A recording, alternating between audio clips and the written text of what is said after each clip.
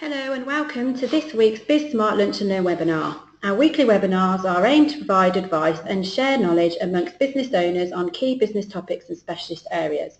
This is part of our service to our Smart Room members. If you're not already a member or a BizSmart client or would like to access our archive of webinars, then please visit our website biz-smart.co.uk or go to the Smart Room page on the website. Our host joining me today is BizSmart Select member Paul Rhodes from GGA. But before we start our webinar, can I ask you all to use the question mark function on your screen to post any questions that you may have for Paul, and he will do his best to answer them all at the end of the session. Thank you, Paul. Over to you. Hello everybody. My name's Paul from Green Gorillas. It's just been said. Don't know why I'm repeating that. Today I thought I'd reflect on, it's 7 years since I started my first business. So I've had two businesses in that time, and I thought what better way to celebrate 7 years running my own business than working out the 7 deadly mistakes. I say deadly because my first business didn't last more than, I think it was about 2 years, 2.5 years, due to various reasons and being a complete novice really. So I think when you're technical, you think you know it all, or you see that you perform a function in the business, and so it's easy to do everything else. But I thought I'd put together this jolly little slide to go through kind of some of my understandings and lessons I've learned really.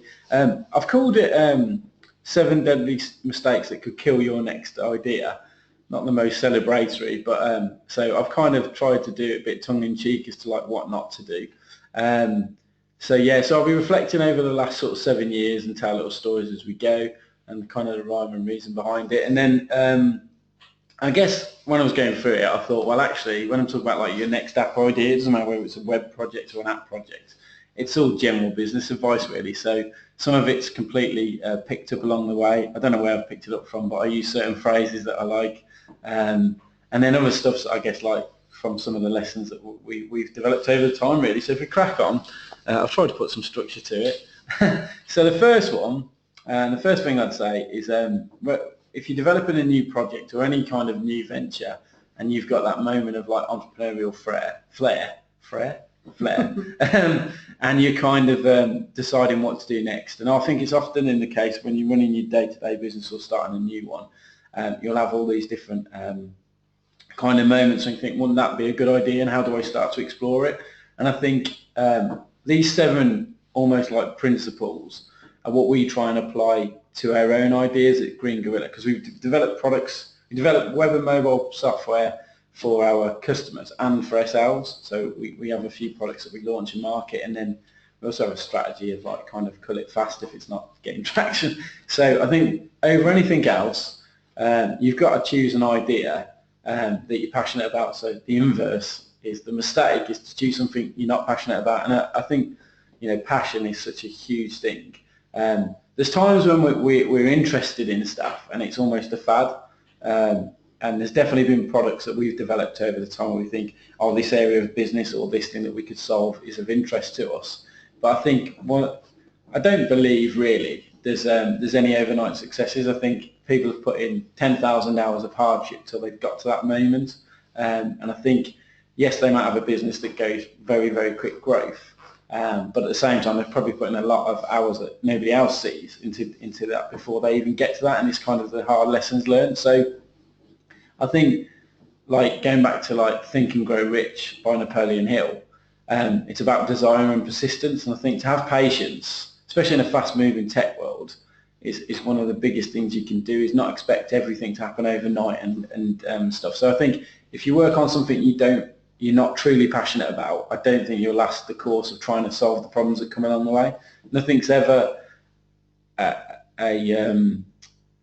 straight upward curve. There's always obstacles to overcome, and there's always features and ideas that you'll come up with that just won't work out, and you'll find out why downstream. But I think if you go back to, I guess, aligned with passion is values, as long as the way you're executing and the way that you feel about the idea as well remains true, and you know it to be something that you want to persevere with, then I think you'll maintain your desire to achieve that. But I think we've definitely done at GDA, and this is all reflected on my personal experience, we've definitely done projects where, in hindsight, it probably lost a bit of its fizzle over time because it just wasn't an area we were massively keen on. So I think that's the biggest starting point, because you will get moments of like, what do I do next? You do get a feeling when you're trying to develop anything new, whether it's a business idea or like an app or whatever, that what do you do next? And you go to other people for advice and look for help.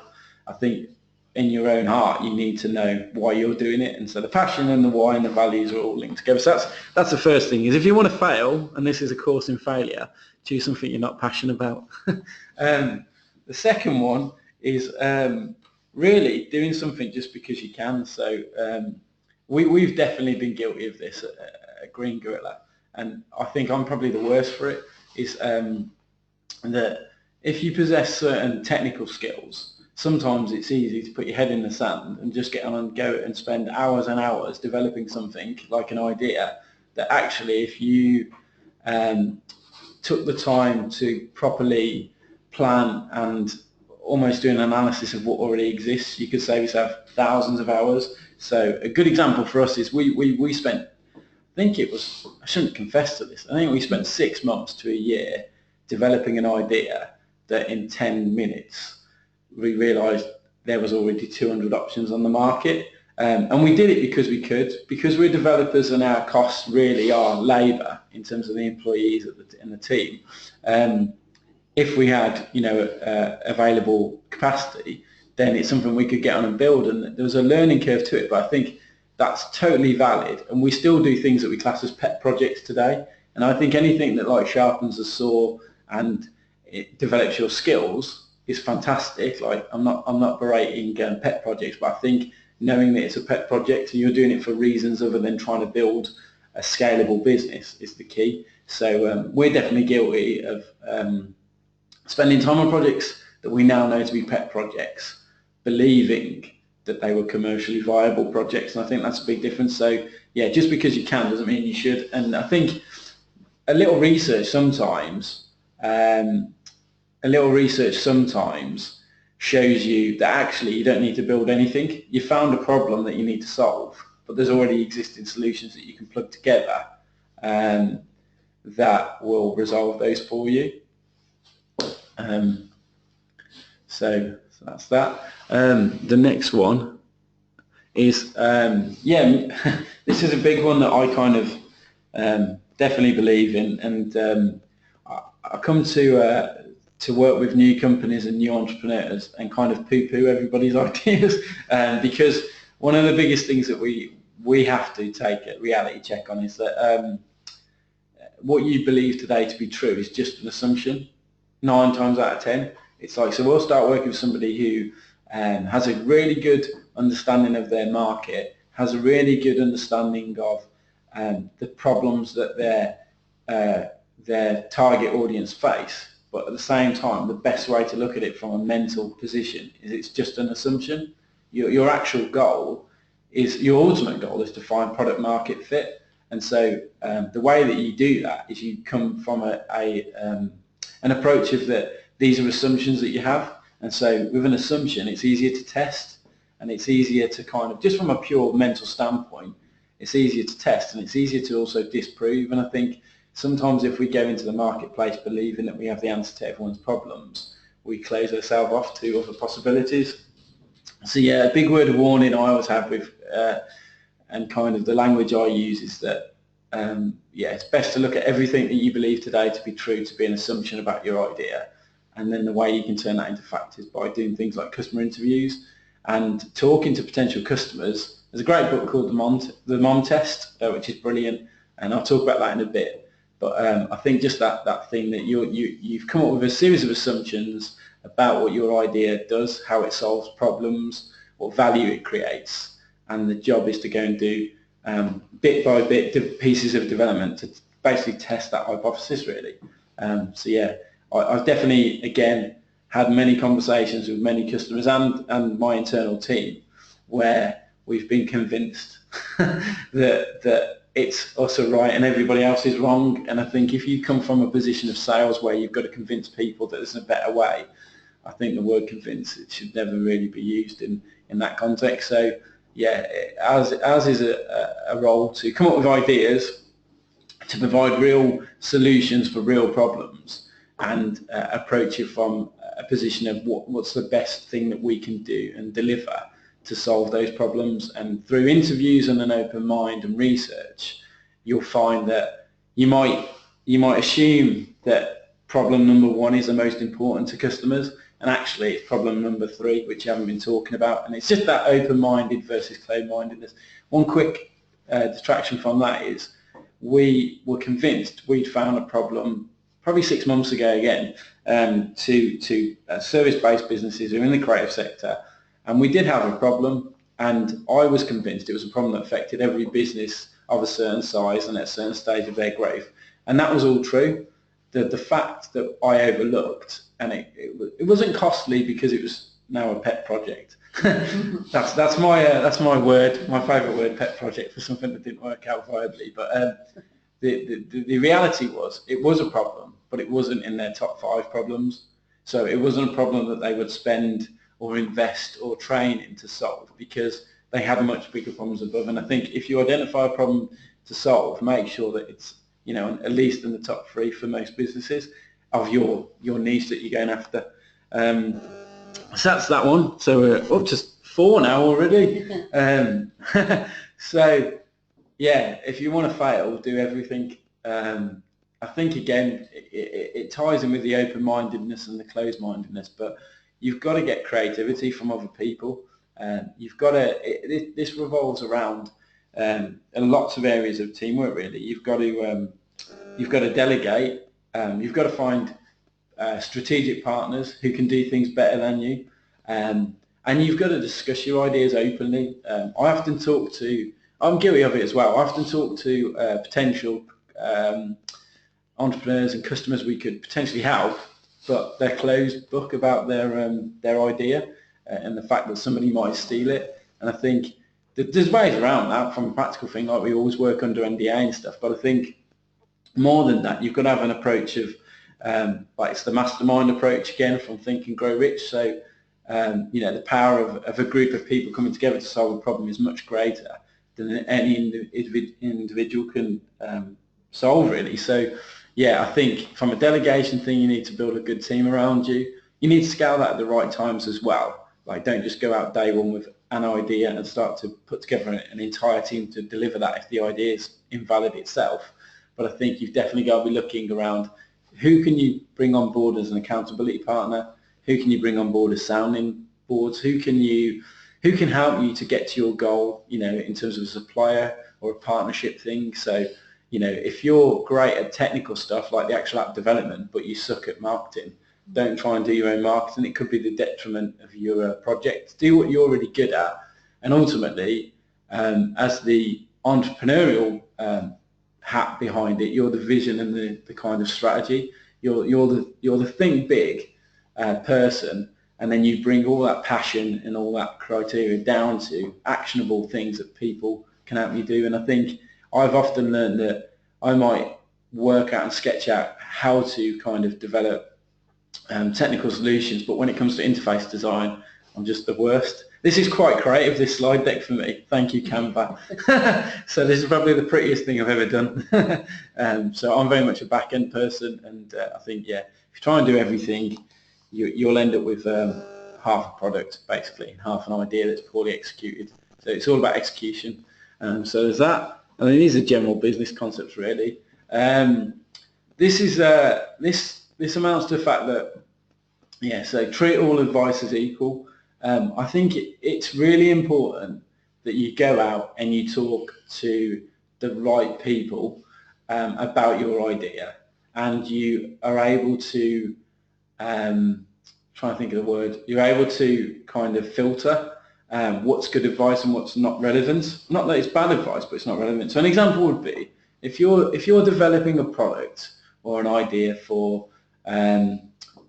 I don't know, let's just pick an industry. Let's say accountants, and it's accountants who've got, I don't know, they're based in a certain region, and they've got a particular problem that's evident in accountancies that have been trading more than 3 years, and they've probably got like 10 staff and all this sort of like profiling, and you've identified a particular problem. If you speak to 100 people, you will get 100 different pieces of input. And one of the problems that we find early doors is if we tell people to go and talk to their potential customers, like their first, say, potential 100 customers or 10 customers, whatever the number is, you can end up with so many different opinions, you don't know what to do next. And I think what you have to do is you have to be crystal clear on what your problem, what your solution solves, and who that real niche is, who the customer segment is, like on your business model canvas, and talk to those people. And then a good strategy I heard about probably 3 or 4 years ago that Buffer did when they were in their infancy was they stopped writing feedback down. And there's pros and cons to that, and there's arguments that in-depth interviews can be recorded and stuff, but the principle is if you go and talk to 10 people and you write everything down, you're analysing, you're trying to build up a feature set that's so it means nothing to no one, rather than being like a specific problem solver for a very specific niche. Whereas if you don't write it down, if you go and talk to 10 people, there'll be one common theme that comes up, and it's that thing when you hear it repeatedly and you start to hear it repeatedly, you keep an open mind and then you can go deeper into what that problem is. So yeah, I think if I can ask my mom, I don't know, have I got a nice haircut, then it's always going to be yes, and it's no different to have I got a nice app idea or a nice business idea.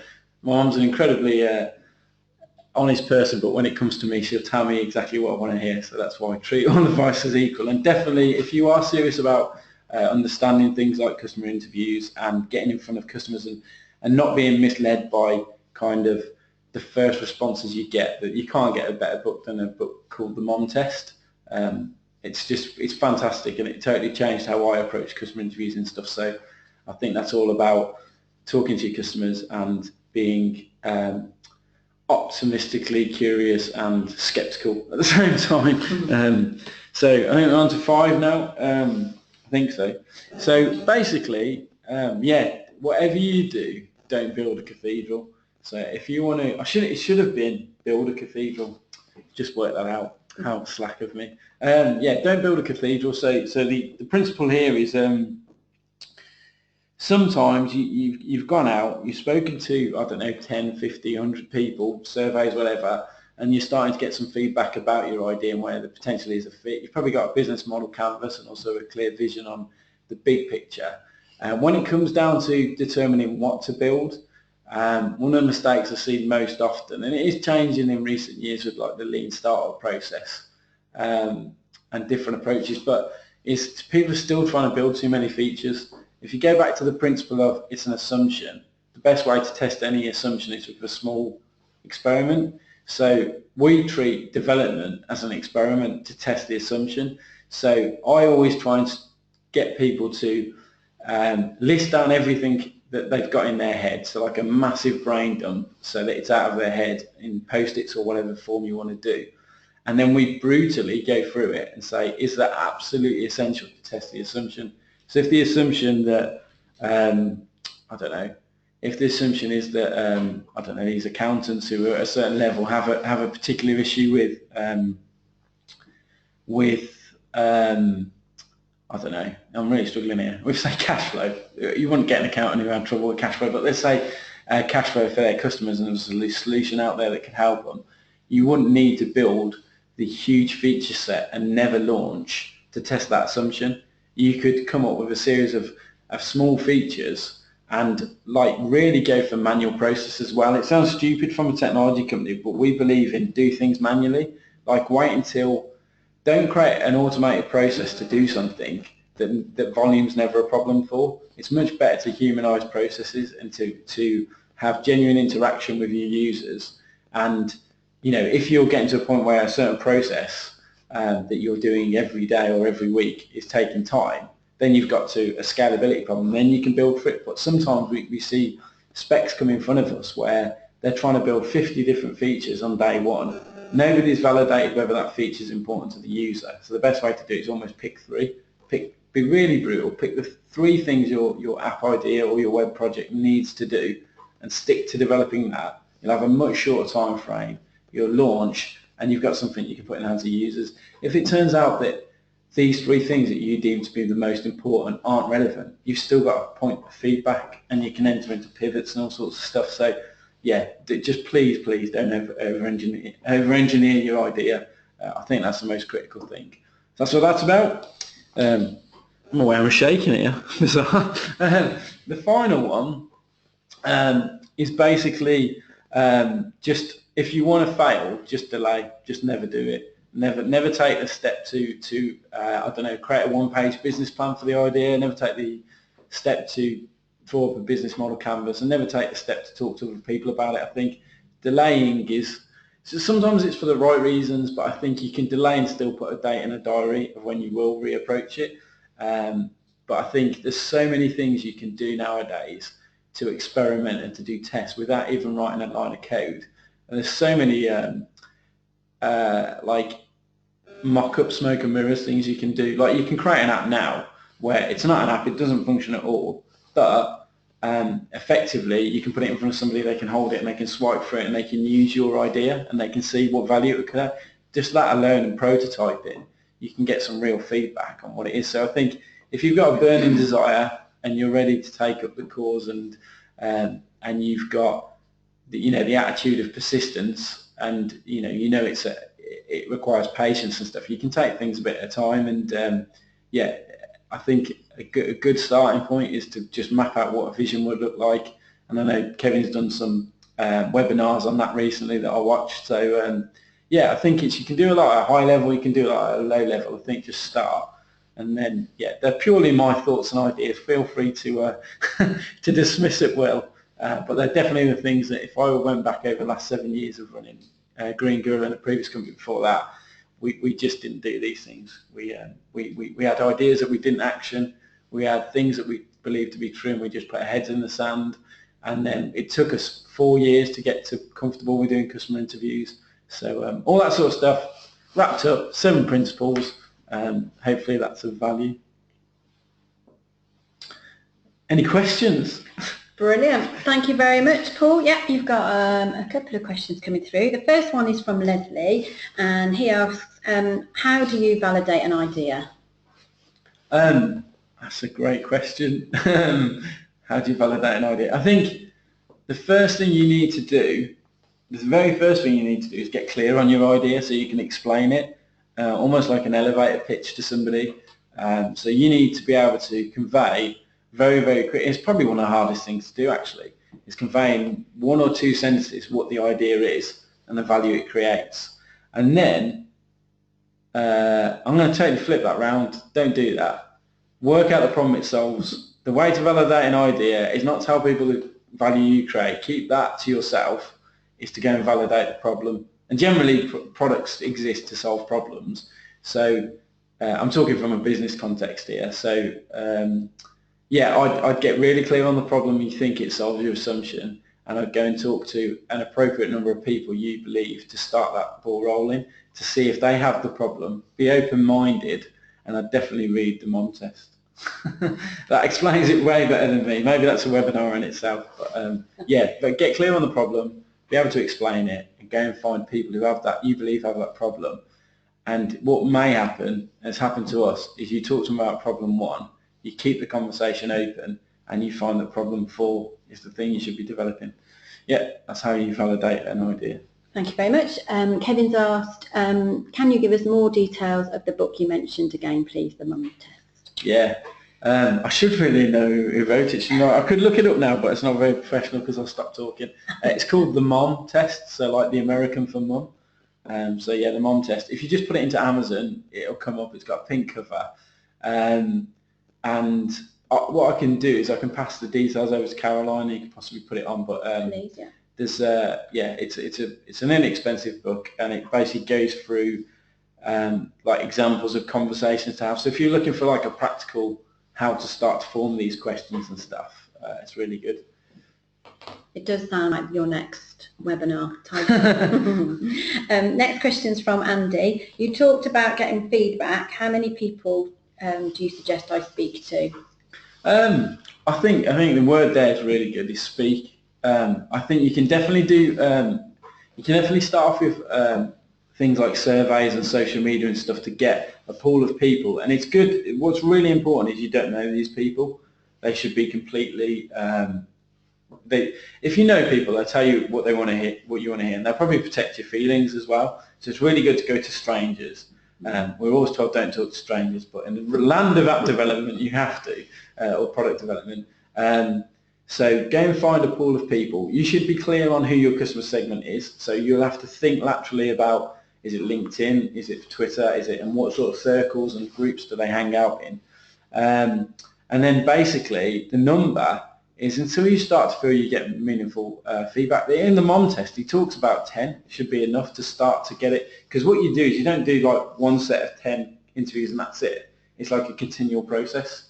So then you might refine your questionings, learn some lessons from those things, what you did well, what you didn't do well, and then do the next 10. So, but you'll start to very quickly get meaningful things. Just to show how it can be done, we built a product that was targeted, we thought, account managers and agencies.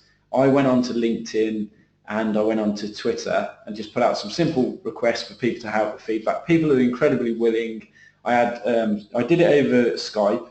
I had calls to Hungary, San Francisco. I spoke to somebody in Silicon Valley. Spoke to somebody in Canada. Spoke to somebody in Ireland, and I think I did one in the UK. And that started to tell me that our problem, after building an entire infrastructure for ourselves, wasn't a priority. I carried on and I did more demos and interviews, but I think this is way before a demo. This could have been done so much earlier. So yeah, I think that you'll know when it's the right sort of number of people. You might need thousands and it's surveys, but I think speaking to people who are willing, and there's a lot of willing people out there to give up 10, 15 minutes to answer some questions about their problem. Yeah, I'm wittering on now. So. Perfect, thank you very much. Next question is from Dan. How do I contact my first group of potential users? Yeah, so I think again, it's going back to the last question really, so I think, didn't read that on screen. I think ultimately it goes back to where do your potential users hang out. So you've kind of almost got to go back to the customer avatar, haven't you, that this is Jane and she's a creative director in a certain size of agency, blah, blah, blah. And then you look at where they hang out. So for us, it would be like, if I was going after web agencies, I'd go to, there's a list, there's like an online site called the Drum and there's RA, like the recommended agency list. So they'd be a good start for me to go down, and then I could see where they hang out and what sort of awards. I mean, you could find stuff in all sorts of places. Professionally, LinkedIn's good as a starting point. There's LinkedIn groups, social media, Facebook. And then as well, I started asking at networking. I started it. So if I knew I was going after accountants, I can use my existing network. So your own email marketing list, stuff like that. If you're going to a completely new sector, like I know nobody in biosciences, then I'd go down the route of, okay, the closest thing I know, and this shows how illiterate I am, is universities. So I'd go down like a university route and ask people there. So it's get close to the people you think know them, and then start to get path to them. But that's how I'd go about it. And it is just a bit of grit and this passion comes totally into it, because you'll only pick up the phone or do these activities if you believe in what you're trying to solve and fix. Yeah. Great, thank you. Another question from Philip. How do you calculate the cost of development of an app, especially if there are a lot of unknowns? It's a really good question. I get asked about how much does an app cost all the time. I think part of it is be realistic. So and that sounds an odd answer, but I do talk to people who believe they've got the next multi-million-dollar idea, but also want to invest £100 to develop it. So I'd say you can do it in stages. There's definitely a thing called a minimum viable product, and you should be able to talk to most software development companies and have a free consultation and get them to give you a good understanding of what they think it will take. The majority of app development comes down to time. So ultimately, if a developer thinks to do like a minimum viable concept, it's going to take a month, there'll be a cost to that. You could also look at getting multiple quotes so you get a comparison of agents. Ultimately, the development of an app in that context, they've got to fit into your team, because what it isn't, it's not ship the minimum viable product and then everyone parts ways and it's done. If you treat it as like these are just building blocks to a much bigger, you will get to the cathedral with loads of technical debt later down the line, don't worry about that. But it's like baby steps. So I think the people are critical. You've got to find the right company or the right founder or co-founder is another way to go to do it. In terms of costs, minimum viable products can vary. I mean, you could spend as low as £5,000 depending on what it is, up to like 50 or 100 grand. And then obviously the lifetime spend will be much, much more, but it's so hard to say. It depends on what the idea is. If the idea is you could do it via an email, I mean, that's the other thing we haven't talked about in this one, but I've talked about in previous ones, and I will wrap it up now, is minimum viable products can be anything that the user assumes is the solution to their problem. So what I mean by that is, if I have a way of calculating a tax return for somebody, and I've got a solution where I believe that if it's turned around in a certain amount of time, it takes away all their problems, that there's value, I could theoretically create that on a spreadsheet and send them a PDF, and I could do that probably for 100 people. So you haven't had to develop anything. So I think it goes back to there is cost. App development, because of different platforms, can run into thousands and hundreds of thousands. And I also get asked a lot for how much does Uber cost, and I want to build the next eBay and stuff, and I think you can't even get close to what it costs after year one for them to scale and stuff. So you've just got to go back to like a feature set really. But I don't know if that's, I'd say the first point would be speak to a few development companies and get a rough idea. You can then look at freelancers, you can look at co-founders. The other one's joint ventures. It's often if you've got an idea and you can explain it well to a team and they understand it and they buy into it, there's ways to circumvent necessarily paying all costs up front in return for equity or some sort of joint venture. But I think that's way over time. I'm glad. I don't want to witter on about that. No. Thank you for your questions. That's great. Thank you very much again, Paul, for hosting today's webinar. I will send out a copy of the presentation and Paul's contact details out to you shortly, so please do contact him direct if you have any further questions. But just before we close, this webinar is part of our Smart Room members, part of our service to our Smart Room members. If you're not already a member or a BizSmart client and would like to access our archive of webinars, then please do visit our website, biz-smart.co.uk, and go to the Smart Room page. Thank you for joining us today, and we hope to speak to you again soon.